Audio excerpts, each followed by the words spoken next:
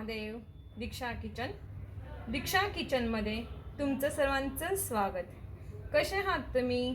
मस्त आहात ना? आज आपण बनवणार आहोत झटपट असं दाल तडका. चला तर बनवूया.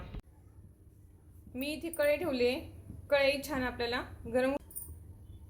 थोडंसं तेल टाकून घेऊया. 2-3 चमचे तेल छान गरम होऊ द्यायचंय. तेल छान गरम झालं. एक मोठ्या आकाराचा टमॅटो घेतला होता, तो तेलात टाकून घेऊया.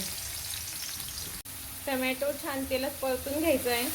गॅस बारीक ठेवायचा म्हणजे टमॅटो चांगला सॉफ्ट होईल.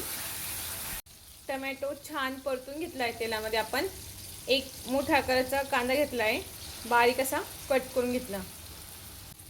कांदा पण छान परतून घ्यायचा आहे तेलामध्ये. थोडासा गरम मसाला घालते. मी हा घरगुती गरम मसाला घालते.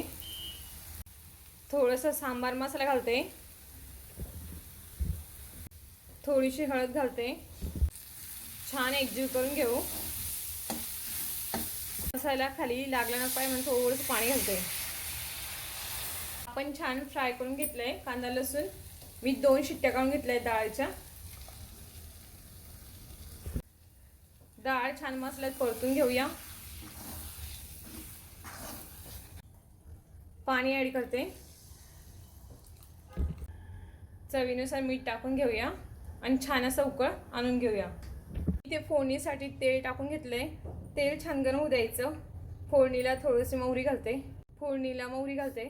मोहरी छान कडकडीत होऊ द्यायची. लसूण घेतलाय, बारीक असा कापून घेतला. जिरं घेतलंय, जिरं पण टाकून घेऊया. कस्तुरी मेथी घेतली थोडीशी. लसूण छान ब्राऊन झालाय आपला. मी 3 लाल मिरच्या घेतल्या आहेत फोडणीला. थोडासा हिंग घालते.